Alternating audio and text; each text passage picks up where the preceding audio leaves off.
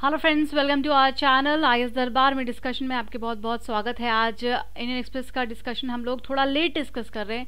दोस्तों, चाहते तो नहीं है कि लेट हो, लेकिन हो जाता है, उसके लिए I am really very sorry. मैं ज़रूर कोशिश करूँगी कि इतना लेट एटलीस्ट ना हो। कुछ काम आ जाता है ऐसा अर्जेंट जो कि आपको करना ही होता है, और उसमें जो डिस्कशन का टाइम है वो थोड़ा सा डिले हो जाता है। Extremely sorry for that. But आज का डिस्कशन बहुत ही खास होने वाला है, बिकॉज हम डिस्कस करने वाले हैं सी रंगराजन साहब का आर्टिकल। इसके अलावा लाइव स्ट्रीमिंग सुप्रीम कोर्ट में होना चाहिए, इसकी जो डिमांड है, और उसमें जो फैक्ट्स हैं कई सारे केसेस का हम जिक्र करेंगे आज के डिस्कशन में। तो बहुत इंपॉर्टेंट डिस्कशन होने वाला है with answer writing questions and objective questions. तो प्लीज़ बने रहिएगा अंत तक। और ये जानकारी ऑब्वियसली कोचिंग से जुड़ी हुई है, प्लीज़ इसको सब्सक्राइब करें। आईएएस दरबार जो चैनल है ये नया चैनल है, आपके बिना सब्सक्रिप्शन के, बिना व्यूज़ के, बिना शेयर किए हम आगे नहीं बढ़ सकते हैं दोस्तों। लगातार मैं आपको ये बात कहती हूँ, पसंद आता है तो लाइक करने में 1 सेकेंड से भी कम समय आपको लगेगा। आप अपने वैल्यूएबल कमेंट्स देते हैं तो बहुत अच्छा फील होता है उसको पढ़ करके। बहुत सारे लोग अच्छे अच्छे सुझाव देते हैं, या आप जब अपना एक्सप्रेशन वहाँ पर देते हैं तो वो उसको पढ़ के ऐसा लगता है कि yes we are the family and we are actually living there. तो इसको प्लीज़ आप लोग थोड़ा सीरियसली लें। आइए कोटेशन से शुरुआत करते हैं आज के डिस्कशन की। आज का कोटेशन है महात्मा गांधी जी का। हेल्थ के ऊपर हम आज का कोटेशन ले रहे हैं, बिकॉज ऑब्वियसली हेल्थ एक कंसर्निंग इशू है nowadays in India, even around the world. तो it is the health that is real wealth, not the piece of gold and silver. मतलब बहुत ही आसान है समझना कि हेल्थ जो है वो एक्चुअली में आपका रियल वेल्थ होता है। आपका स्वास्थ्य ही आपका धन होता है, ना कि गोल्ड, सिल्वर या डायमंड। तो इस बात को समझना है और इसको हमेशा अपने दिमाग में रखना है कि first is your health, after that everything else. So discussion में आज 3 इंपॉर्टेंट आर्टिकल हम डिस्कस करने वाले हैं विद ह्यूज बैकग्राउंड्स, और बहुत ही साउंड बैकग्राउंड होता है जिसमें आप बहुत सारे फैक्ट्स को जानते हैं। स्टैंड अप, स्पीक अप, ये आर्टिकल हम लास्ट में करेंगे। इंडिया चाइना पर एक अलग सा एंगल इसमें बताया गया है, और बहुत ही अच्छा है ये आर्टिकल, क्योंकि यहाँ से क्वेश्चन आपको निकल के आते हैं आंसर राइटिंग के लिए। सेफ्टी नेट, ये सी रंगराजन साहब का आर्टिकल है, और लाइव स्ट्रीमिंग से जुड़ा हुआ एक आर्टिकल है जुडिशियल सिस्टम पर, that we are going to discuss. Answer writing के लिए क्वेश्चंस भी दिए गए हैं, हमेशा की तरह ऑब्जेक्टिव क्वेश्चंस भी होगा। ये होगा आज के फैक्ट्स में से। इसके अलावा कई सारे केसेस आपको पता चलेंगे आज सुप्रीम कोर्ट के, लेकिन द मीन वाइल आप यहाँ पे देख सकते हैं कि इन सब के बारे में हम फैक्ट डिस्कस करने वाले हैं, बाकायदा जो स्लाइड्स बना करके डिस्कस किया जाता है वहाँ पर।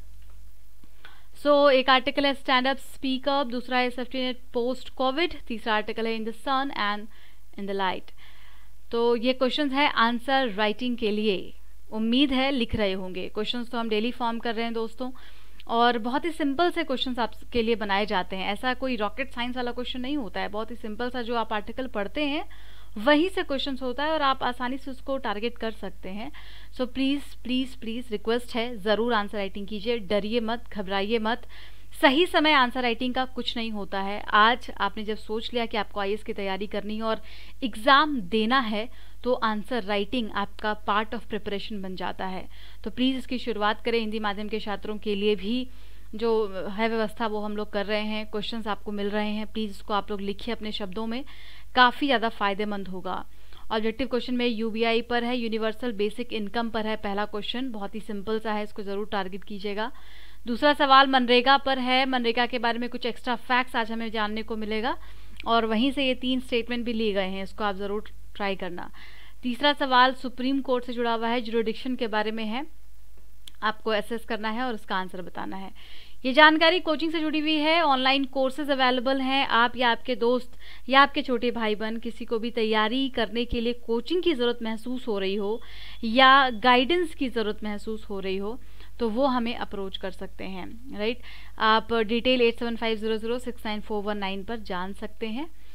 आइए स्टार्ट करते हैं आज का डिस्कशन, और हम सबसे पहले सेफ्टी नेट पोस्ट कोविड को डिस्कस करेंगे, जो कि बहुत ही अच्छा आर्टिकल है।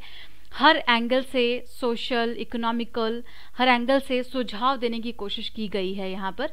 तो आइए देखते हैं क्या कुछ कहा जा रहा है। जीएस पेपर 2 में सोशल जस्टिस में हम इसको ऐड करेंगे, इस पूरे टॉपिक को। पहले बैकग्राउंड जान लेते हैं, आखिर यूनिवर्सल बेसिक इनकम जो वर्ड है ये कहाँ से आया, इसकी शुरुआत कैसे हुई। तो इसकी बात कर लेते हैं about the universal basic income and economic inequality और अनएम्प्लॉयमेंट और पॉवर्टी, इसको ख़त्म करने के लिए हमें क्या करना होगा। जाहिर तौर पर एक सर्टेन अमाउंट में इनकम जनरेट करना होगा, लोगों तक वो इनकम पहुंचाना होगा।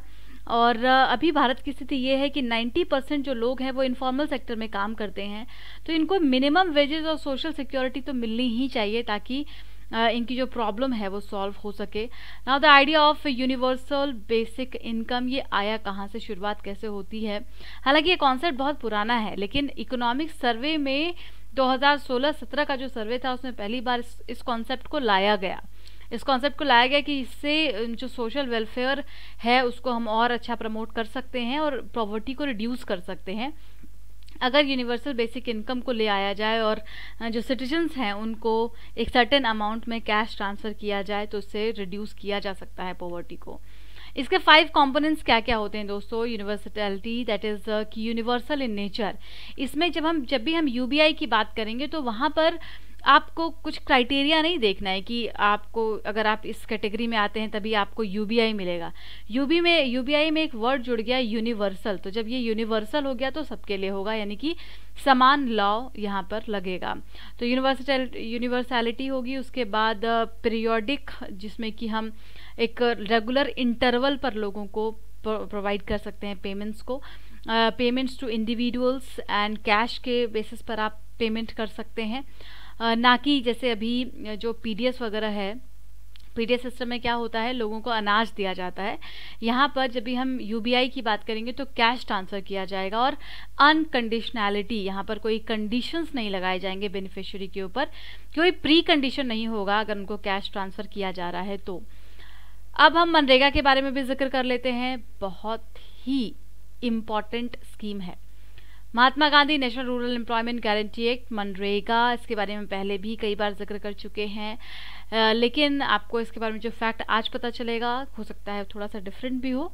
तो आपको मालूम है 100 डेज के लिए लीगल एम्प्लॉयमेंट देना रूरल इंडिया में, रूरल एरिया में वहाँ की क्वालिटी ऑफ लाइफ को इन्हांस करना मनरेगा का परम उद्देश्य है। और इसके क्या की ऑब्जेक्टिव्स हैं, तो 100 डेज के लिए अनस्किल्ड लेबरर को वर्क प्रोवाइड करना, उसके बाद वहाँ पे ओवरऑल जो लाइवलीहुड है उसको बेहतर बनाना रूरल एरिया में, creation of durable asset in the rural area such as well pond. उसमें क्या होता है कि गड्ढे वगैरह खोदे जाते हैं, वेल्स, कुआं, रोड, कैनाल्स, ये सब बनाए जाते हैं इसमें, तो इससे डेवलपमेंट वर्क भी हो रहा होता है और लोगों को रोजगार भी मिल रहा होता है। साथ ही अर्बन एरिया में माइग्रेशन को रोकना इसका परम एम होता है, ये हमने पहले डिस्कस किया हुआ है। रूरल इंफ्रास्ट्रक्चर को क्रिएट किया जाता है इसके थ्रू। अब मिनिस्ट्री कौन सी इसके लिए जिम्मेदार है, तो रूरल डेवलपमेंट मिनिस्ट्री इसके लिए रिस्पॉन्सिबल होती है। बेनिफिशियरीज को चेक करना, इम्प्लीमेंटेशन ऑफ वर्क को देखना, ये सब जिम्मेदारी मिनिस्ट्री ऑफ रूरल डेवलपमेंट की होती है। इसके बाद क्या क्या इसमें क्राइटेरिया होते हैं, जो इसके की फैक्टर्स हैं और क्या क्या हैं। इसमें अनएम्प्लॉयमेंट अलाउंस भी देने की बात कही गई है। अगर किसी को रोजगार नहीं मिल रहा है गारंटी, क्योंकि गारंटी एम्प्लॉयमेंट है ये, तो फिर वहाँ पे एम्प्लॉयमेंट अलाउंस भी देना पड़ेगा। सोशल ऑडिट किया जाता है, ये मैंडेटरी होता है, एक मनरेगा का काम हो रहा है कि नहीं, क्या अकाउंटेबिलिटी है, कितनी ट्रांसपेरेंसी है, और ग्राम सभा का बहुत अच्छा रोल इसमें होता है। तो ये सारे फैक्टर्स आपको याद रखने हैं मनरेगा से जुड़े हुए। Now come to the main article. बहुत ही अच्छी बात, अच्छे सुझाव दिए गए हैं। देखिए क्या कहा जा रहा है, कि जब पोस्ट कोविड-19 में हम जाएंगे, कोरोना वायरस के लिए लॉकडाउन हुआ और अब अनलॉक हो रहा है। हालांकि केसेस तो उतने ही हैं, उससे भी ज़्यादा इवन बढ़ रहे हैं दिन ब दिन, लेकिन अनलॉक चीज़ें हो रही हैं अब। बट इसके बाद जो सिचुएशन है जहाँ पर एक क्राइसिस इमर्ज होने वाला है, उसको कैसे एड्रेस किया जाएगा, क्योंकि ऐसे बहुत सारे प्रॉब्लम्स हैं। यहाँ पे ये 2 बातों का जिक्र करते हैं। पहले तो हमें हेल्थ केयर सिस्टम को इम्प्रूव करना पड़ेगा, और दूसरा हमें इंस्टीट्यूशंस की ज़रूरत है जहाँ से कि हम मिनिमम इनकम सपोर्ट प्रोवाइड कर सकें वीक और वल्नरेबल ग्रुप को। क्योंकि ये 2 मुद्दे सामने आए, कोरोना का क्राइसिस आने के बाद जो सिचुएशन अराइज हुई, उसमें हमें महसूस हुआ कि हेल्थ केयर सिस्टम को हमें और इम्प्रूव करना पड़ेगा। दूसरा, जो वल्नरेबल ग्रुप हैं वो इतने ज़्यादा वल्नरेबल हैं, उनके पास बिल्कुल अमाउंट नहीं होता है, सेविंग्स नहीं होता, तो इस इशू को आज यहाँ पर एड्रेस किया जा रहा है। यानी कि पहला नहीं बल्कि दूसरा वाला इशू जो वल्नरेबल ग्रुप्स का है कि इनकम सपोर्ट कैसे दिया जाए, उस पर हम आज बात करने वाले हैं। यूनिवर्सल बेसिक इनकम से शुरुआत करते हैं। कह रहे हैं राइटर कि बहुत बार यूबीआई का नाम आता है, खास करके कुछ सालों में हमेशा ये कहा गया कि इसको इम्प्लीमेंट किया जाना चाहिए, लेकिन सबसे बड़ा सवाल ये आता है कि इसको इम्प्लीमेंट कैसे किया जाएगा। जैसे कि कांग्रेस न्याय स्कीम को लेकर के आई ताकि पुअर को हेल्प किया जा सके, और ये भी बिल्कुल वैसा ही प्रोग्राम था कि कैश ट्रांसफ़र करना था लोगों के अकाउंट में। बट द प्रॉब्लम इज़ कि आइडेंटिफिकेशन कैसे होगा कि हु इज़ पुअर। तो पुअर हैं, वल्नरेबल हैं, इसका जो आइडेंटिफिकेशन है ये इतना क्रिटिकल हो जाता है, इतना टफ हो जाता है कि किसी भी ऐसे यूबीआई प्रोग्राम को इम्प्लीमेंट करना अपने आप में बहुत मुश्किल हो जाता है।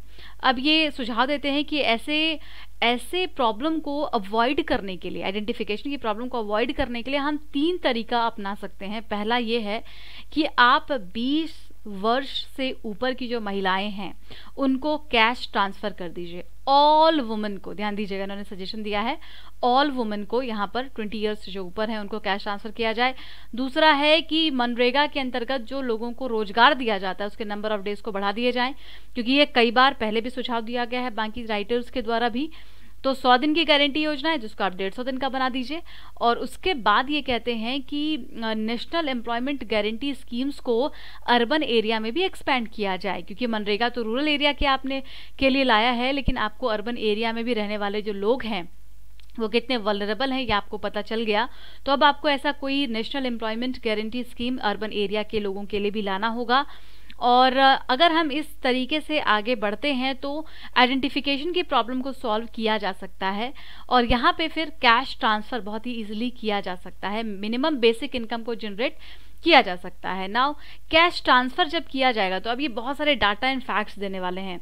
ये कहते हैं कि कैश ट्रांसफ़र जब हम आपसे कह रहे हैं कि आपको देना है तो उससे आप कितना अमाउंट आपका लगेगा, यानी टोटल जब आप कैश ट्रांसफ़र की बात करेंगे तो कितने पैसे आपके चले जाएंगे। इन्होंने बाकायदा ये भी कैलकुलेट करके बताया है कि अगर वुमन को हम कंसिडर करते हैं, ऑल वुमन को, तो वहाँ पर जब आप सभी को पैसे ट्रांसफ़र करने वाले हैं तो उन्होंने बताया कि टोटल 42.89 करोड़ वुमन हैं, फीमेल पॉपुलेशन, जो अबव 20 ईयर एज हैं, और इनको आप 4000 एनुअली अगर कैश ट्रांसफ़र करते हैं। ध्यान दीजिएगा, ऑब्वियसली आपको लगेगा कि अरे तो बहुत कम है, क्या होगा इससे।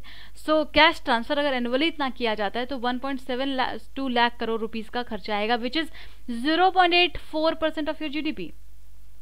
तो आपकी जीडीपी का ये 1% भी नहीं बल्कि उससे भी कम है जो आप ऐसा कर सकते हो, इनका ये कहना है। और उसके बाद जब आप मनरेगा को एक्सपेंड करने की बात करते हैं तो उसको भी इन्होंने कैलकुलेट किया है कि जब मनरेगा में डेज को आगे बढ़ाए जाएंगे तो एक्चुअली में क्या होता है, 50 दिनों तक का ही एम्प्लॉयमेंट लोगों को मिल पाता है।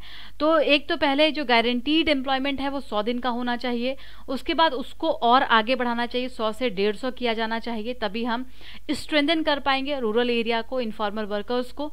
और उसके बाद इसमें ये कैलकुलेट करके बताते हैं कि जब ये जो employment guarantee act urban area में भी अगर प्रोवाइड किया जाता है 150 दिन के लिए तो टोटल कितना अमाउंट आएगा, इन्होंने इसको भी कैलकुलेट किया है। Like 67,873 crore rupees providing 48 days of employment. अगर 48 डेज का एम्प्लॉयमेंट प्रोवाइड करते हैं तो इतना खर्चा बैठता है रूरल एरिया में।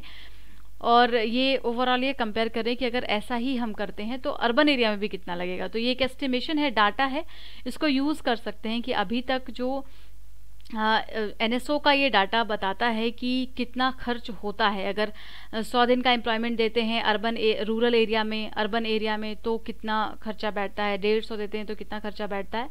तो एक्सपेंडिचर ऑन वेजेस और expenditure on wages and material दोनों को जोड़ करके जो टोटल खर्च है उसको यहाँ पर दर्शाया गया है इस इमेज में।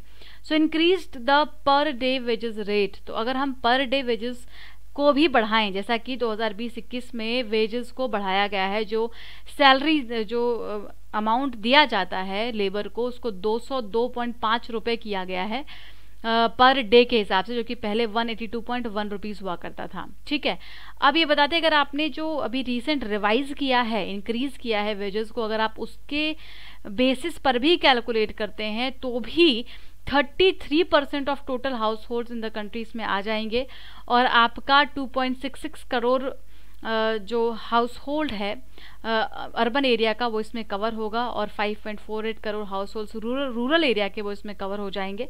इस तरीके से 33% टोटल हाउस होल्ड्स आ जाएंगे। यहाँ पे ये डाटा कैलकुलेट करके बताते हैं कि कितना टोटल अमाउंट फिर बैठेगा, कितने लाख करोड़ रुपए का खर्चा आएगा ऐसा करने पर।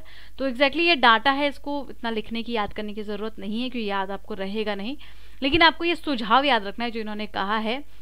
अल्टीमेटली अंत में ये कहते हैं कि जब आप टोटल कैलकुलेट करोगे तो आपको पता चलेगा कि जो एक्सपेंडिचर है वो 1.22% ऑफ द जीडीपी जा रहा है। जीडीपी का 1% या 1.5% से भी कम में आपका जो ये स्कीम है वो एक्सपैंड हो जाएगा अर्बन और रूरल दोनों एरिया में। Design can be slightly different from MNREGA. जाहिर तौर पर अर्बन एरिया के लिए जो डिज़ाइनिंग होगी, जो प्रोग्राम इम्प्लीमेंटेशन होगा वो डिफरेंट होगा, क्योंकि अर्बन एरिया में स्किल्ड और अनस्किल्ड, सेमी स्किल्ड दोनों तरीके के लोग होंगे, और उनके लिए जो जॉब है, एम्प्लॉयमेंट है, उसकी कैटेगरी भी अलग होगी, क्वालिटी भी अलग होगी। और अल्टीमेटली बोलते हैं कि आप मनरेगा जैसे कि रूरल एरिया में है वैसे ही अर्बन एरिया में भी ऐसा कोई स्कीम आपको एक्सपैंड करना होगा। Total expenditure of the proposal could be lower. अब ये टोटल एक्सपेंडिचर को ऐड करते हैं कि जब हम टोटल कैलकुलेट करते हैं तो कितना आ रहा है।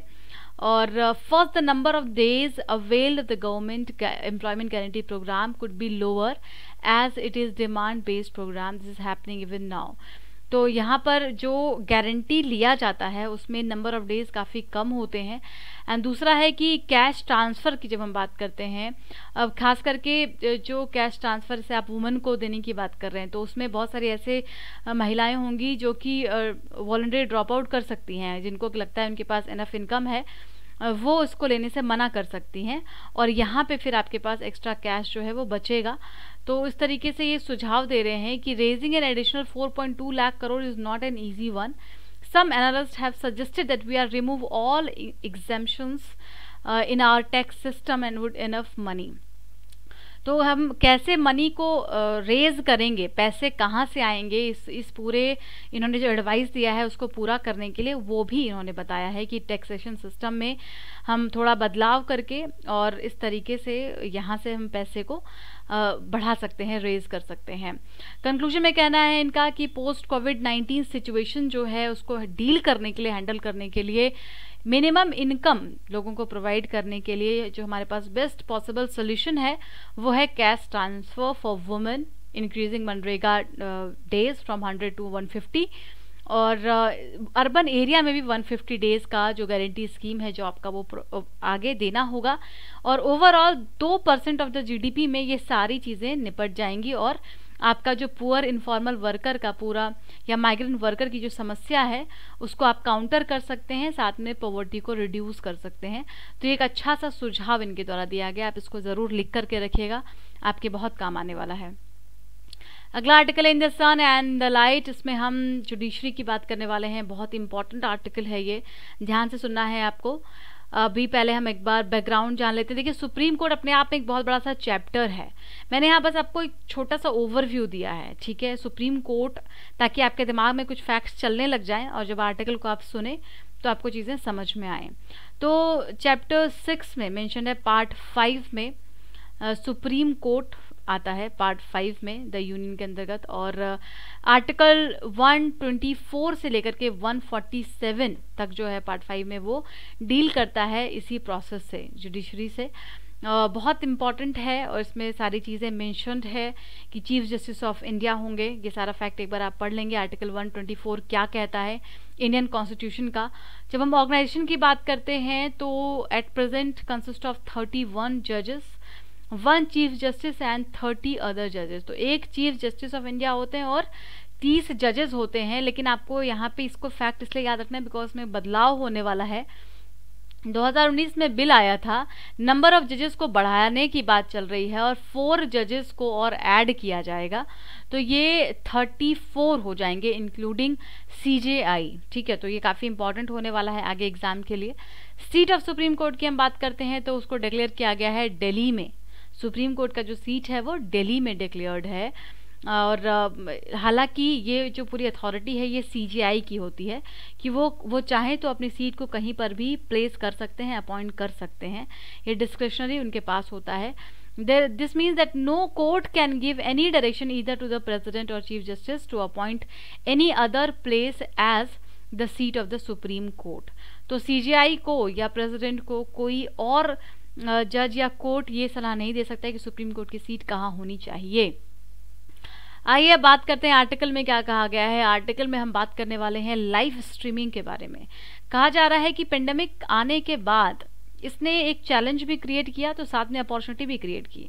अब सुप्रीम कोर्ट ने टेक्नोलॉजीज को अडॉप्ट किया है। इसमें ई हियरिंग भी हम देख रहे हैं, वर्चुअल कोर्ट्स प्रोटोकॉल्स को भी फॉलो किया जा रहा है, अलग अलग टेक्नोलॉजीज का भी इस्तेमाल किया जा रहा है। और to protect the right to access justice, ये आर्टिकल 21 फंडामेंटल राइट है जो कॉन्स्टिट्यूशन आपको प्रोवाइड करता है, और एक्सेस जस्टिस को हमेशा से सुप्रीम कोर्ट ने समझा है और उसी को आगे मेंटेन करने के लिए अब जो सिस्टम है उसको लाइव स्ट्रीमिंग पर आ जाना चाहिए।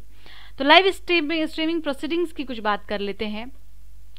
Court is a proactively adopting technologies, लगातार वो अडॉप्ट कर रहे हैं और यही सही समय है जब लाइव स्ट्रीमिंग को भी अडॉप्ट कर लेना चाहिए। Court proceedings must also be documented and preserve for posterity. जैसे आप जब कोई भी डॉक्यूमेंटेशन तैयार करते हैं, लाइव स्ट्रीमिंग रखते हैं, वीडियो कॉन्फ्रेंसिंग करते हैं, तो वो एक डॉक्यूमेंट की तरह भी होता है। Audio visual recording and transcript of oral argument should be maintained for this purpose. तो इस डॉक्यूमेंटेशन को बनाए रखने के लिए ये सारी चीज़ें काफ़ी ज़्यादा ज़रूरी है। सुप्रीम कोर्ट की बात करें तो one of the most powerful institution माना जाता है पूरे वर्ल्ड में। सुप्रीम कोर्ट, अगर हम भारत के सुप्रीम कोर्ट की बात करें तो बहुत ही क्रेडिबल, बहुत ही पावरफुल आप कह सकते हैं, लेकिन इनका कोई भी प्रोसीडिंग, कोई भी रिकॉर्ड मेंटेन नहीं किया जाता। किसी भी प्रोसीडिंग्स को लाइव ब्रॉडकास्ट नहीं किया जाता।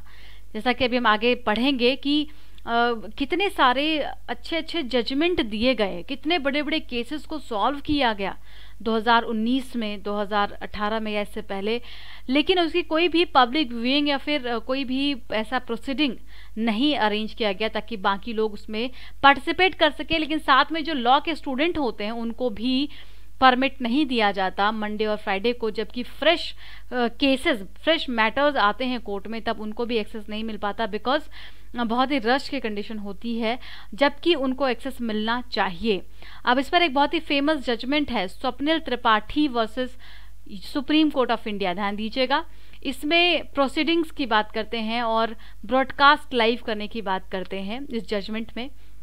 इसको ऐसा नहीं है कि अभी तक सुप्रीम कोर्ट ऐसा नहीं चाहती। सुप्रीम कोर्ट के कई ऐसे जजेस रहे हैं, इवन CJI रहे हैं। अगर हम CJI दीपक मिश्रा की बात करें, जस्टिस AM खानविलकर की बात करें, तो इन्होंने हमेशा से सपोर्ट किया है और साथ में ये भी कहा है कि लाइव स्ट्रीमिंग प्रोसीडिंग्स जो होता है it is a part of right to access justice under article 21 of the constitution, और ये लोगों को मिलना चाहिए। साथ में आर्टिकल 129 की बात करते हैं जिसमें कि कोर्ट ऑफ रिकॉर्ड की का जिक्र होता है। तो ये जो चीज़ें हैं काफ़ी इंपॉर्टेंट हैं और इसको आगे जो जर्नलिस्ट हैं, लॉयर, सिविल सोसाइटीज़, ये भी एक्सेप्ट करना चाहते हैं।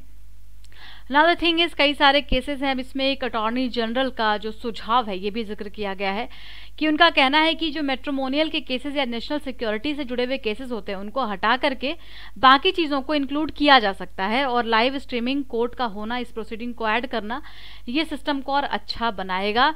Open court help foster public confidence in the judiciary. तो ओपन कोर्ट की जब हम बात करते हैं, आगे ये स्टेटमेंट है, इसको आप कहीं पर लिख भी सकते हैं। DY चंद्रचूड़ का ये कहना है, जस्टिस का कहना है कि जो ओपन कोर्ट होता है या जब इस तरीके का जब डिस्कशन होता है, ओपन कोर्ट डिस्कशन, तो वो पब्लिक के कॉन्फिडेंस को और जुडिशरी को और आगे बढ़ाता है और कॉन्फिडेंट बनाता है। तो ये होना चाहिए। इस पर कई सारे लोगों ने सहमति भी जताई है अपनी। इंटरनेशनल लेवल पर बात करते हैं तो कितना हद तक इसको एक्सेप्टेंस दिया गया है। आपको बता दें, ऑस्ट्रेलिया में जो प्रोसीडिंग होती है वहाँ पर सारे रिकॉर्ड्स को रखा जाता है, हाई कोर्ट की वेबसाइट पर अपलोड कर दिया जाता है। वहीं ब्राज़ील, कनाडा, इंग्लैंड, जर्मनी में लाइव ब्रॉडकास्ट किए जाते हैं प्रोसीडिंग्स को। इसके अलावा जब US की बात करते हैं तो वो वीडियो रिकॉर्डिंग परमिट तो नहीं करते, लेकिन ओरल आर्ग्यूमेंट्स को रिकॉर्ड किया जाता है। इसके अलावा चाइना के बारे में आप बहुत अच्छे से जानते हैं, वहाँ पर भी कोर्ट की प्रोसीडिंग को लाइव स्ट्रीम किया जाता है।